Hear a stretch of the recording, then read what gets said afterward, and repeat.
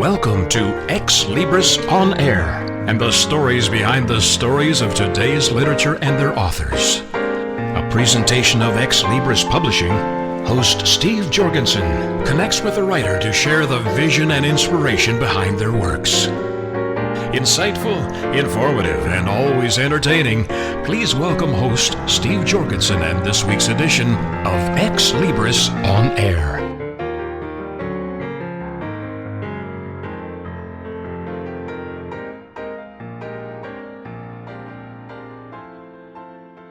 Greetings for Ex Libris On Air. This is J. Douglas Barker. Our book today is titled Education from a Deeper and Multidisciplinary Perspective, a futuristic view. Our author, who joins me from Australia, is Chandra Wadagadakumbra. Welcome, sir, to the program. Yeah, hi. How are you? Good to visit with you. This is a very deep study into the backgrounds of why people learn certain ways and how to improve their learning capacity. Is that the right, recap of what your book is about?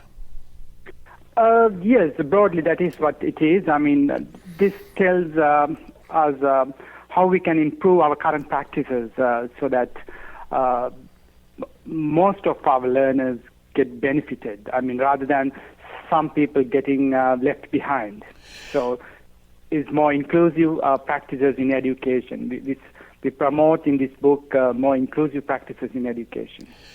And you have visited or talked or addressed people that I feel I don't mean to sound braggadocious, but I feel I'm in this category of gifted. Those are individuals who respond to things like music and overindulgences occasionally, and they're also gifted because they are sensitive to certain ways of learning. Is that, am I understanding that thesis or that premise correctly? I have used gifted in this book mainly from the perspective of Dabrowski's theory. So Kazimierz Dabrowski, a Polish psychologist and psychiatrist, he lived about 20 years ago. He died actually, and he was using these overexcitabilities, or in simple terms, the sensitivities. So mainly, I was referring to this giftedness, those people who have these sensitivities or overexcitabilities. In terms of overexcitabilities, we have 5 categories of overexcitabilities, like intellectual overexcitability, emotional overexcitability, sensual overexcitability, then the motor overexcitability, and things like that. So we're more people who are creative are more susceptible to visual impact in their learning. Yes, we also categorize these gifted learners as visual spatial learners. This is another categorization used specifically by Linda Silverman, a person who studies about gifted learners extensively in the United States. So she used the term visual spatial learners as opposed to auditory sequential learners. So majority of our learners are auditory sequential, but those who are categorized as gifted learners are mainly identified as visual spatial learners. Yeah. And individuals I have seen who would fall into that category are not always overachievers as far as scholastic skills. Is that also correct? You mean gifted learners are not achieving highly? Yeah, that's correct. Actually, that's exactly what I was trying to get here. I mean, it so happens that their overexcitabilities or sensitivities, makes them vulnerable to current practices. So they don't achieve what they could. They don't achieve their full potential. That's one of our concerns, and that's something we are trying to address in this book, and trying to. It's not just. This book is not purely on gifted education, but it's general education. But we are also addressing those people who are vulnerable. And those types of individuals need a special approach to learning, I have observed. That's correct. So far, especially in developed societies, what happens is they get special programs, and they are tested, and they are identified, and then they get special programs. But my argument in this book is that how far can we do that? I mean, only in some limited societies, some limited developed societies can afford to do that. I mean, identifying gifted learners. But gifted learners, I mean, they can be anywhere in the world. I mean, any socio-economic conditions, we find them. So how can we get all of these? I mean, instead of restricting that to only limited societies, and even in those limited societies, only the parents who can afford to pay for those testing and then those programs can afford to send their children to these programs. What I'm suggesting here is how can we promote inclusiveness in the mainstream education system to cater everyone in this world if possible. In the United States, there is an abundance of medical intervention, I suppose would be called for what I would term gifted children. They seem to be hyperactive. Are you finding that also in Australia and other parts of the world where meds are used to control the excitement, the energy, and the creativity, and it is a deterrent for these individuals? I have seen this happen, as you said, in the United States more prominently. And as I said earlier, only some limited societies identify these gifted learners specifically and have special programs, and then accordingly their characteristics. So hyperactive kids can be anywhere in this world. That's what I understand. I mean, they can be anywhere, even though, I mean, in the United States, they are more prominently identified and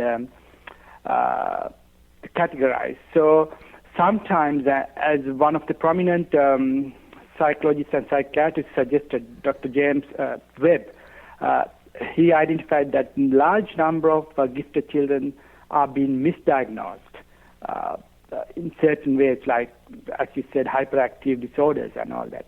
I mean, what I'm suggesting is that how can we address, I mean, these hyperactive situations in the mainstream education system and get the positives out of it rather than see that as a negative.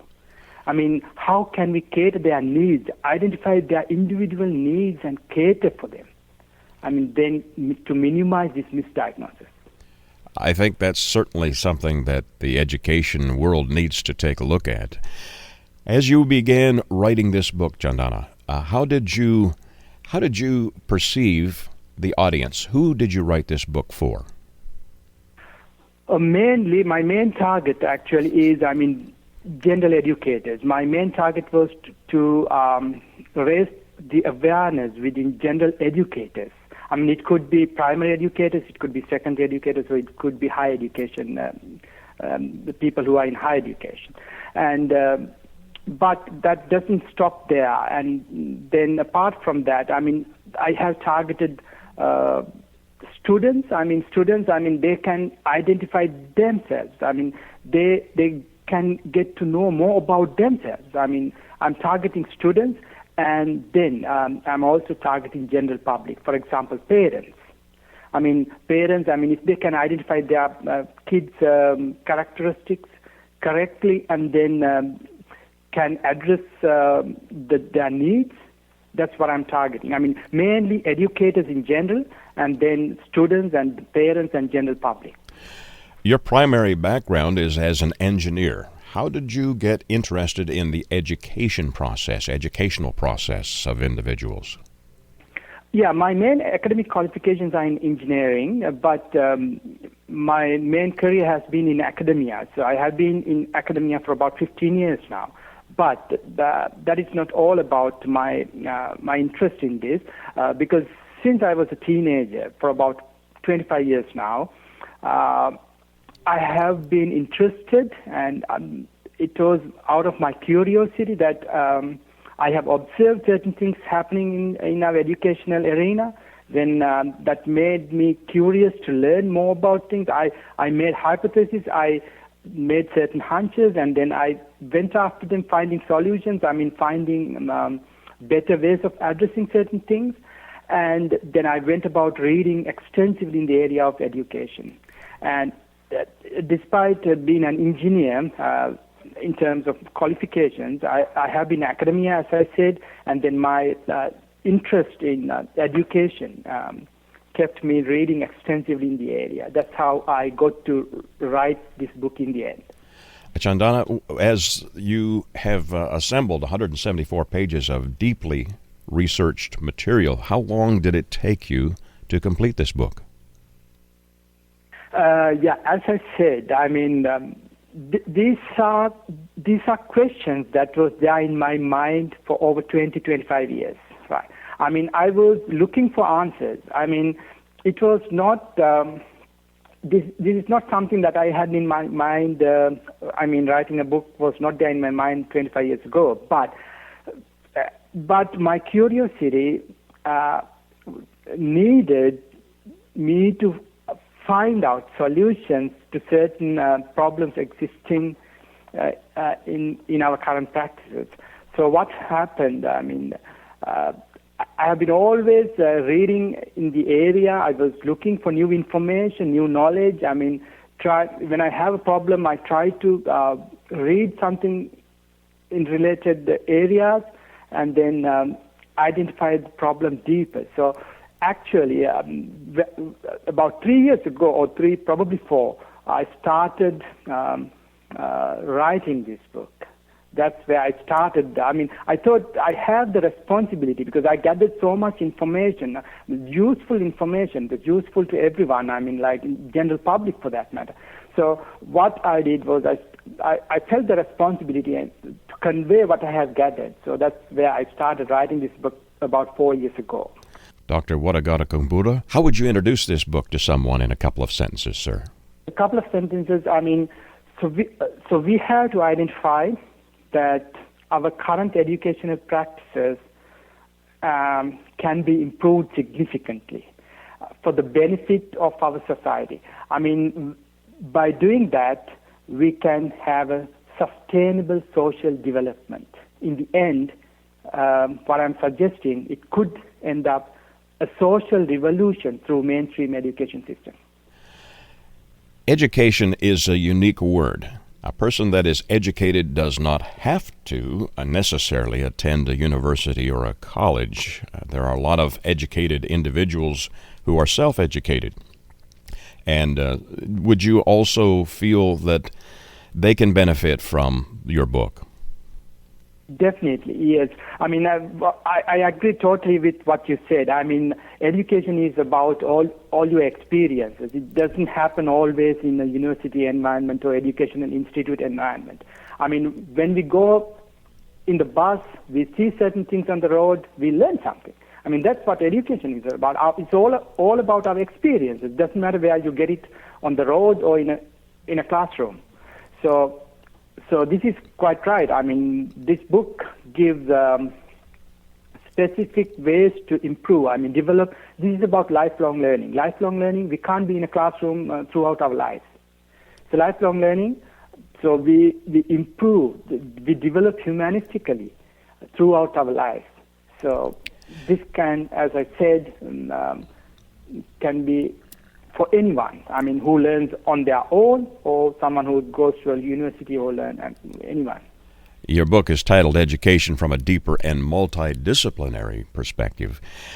Is your book unique? Is it different from others in the marketplace? This seems like a more complex approach to understanding the education process. Is it similar to others or is it different? Yeah, I can highlight the differences. I mean, one of the questions that was in my mind for about, as I said, for about 25 years was, what is really education is all about? How do you define the term education? That was one of my primary questions. And then later on, my investigations revealed me that education cannot be defined in the discipline of pedagogy alone. I mean, it's not just pedagogy. We have to integrate other disciplines to define the term education correctly or deeply. So I have put forth ideas from psychology, neurology, neuroscience, and probably computer science, and a number of different disciplines. So that's why I say it's multidisciplinary. So what I highlight is that education, the term education, cannot be defined in pedagogy alone, in one discipline. It has a deeper, broader definition when you look it from multiple disciplines. That's what is the difference in this book. It's not just one way of looking at it. It's multidimensional view of education from number of disciplines. That's the difference in this book. It's more integrated definition, looking from multiple disciplines. And it's deeply researched and well done. Were there challenges in getting this to print?